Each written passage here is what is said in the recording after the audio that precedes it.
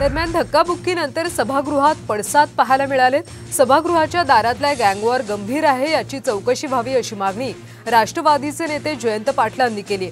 तर हा वाद नसून विकास कामावर चर्चा होती अशी सारवासारव मंत्री शंभूराज देसाईंनी केली आहे। धक्काबुक्की झाली, मारामारी झाली, काही शब्द हा दादासाहेब भुसेंसारखा एक नाही मगाशी आता तुम्ही आला तर अशी मारामारी झाली असेल तर त्याची माहिती घ्यावी आणि सभागृहाला अवगत करावी आणि संबंधित सदस्यांना समज द्यावी, कारण हे गंभीर आहे। आणि आता जर गँग वॉर आपल्या दारातच आलं असेल, सभागृहात आलं असेल तर गंभीर प्रकरण आहे, त्यामुळे आपण याची चौकशी करावी अशी विनंती।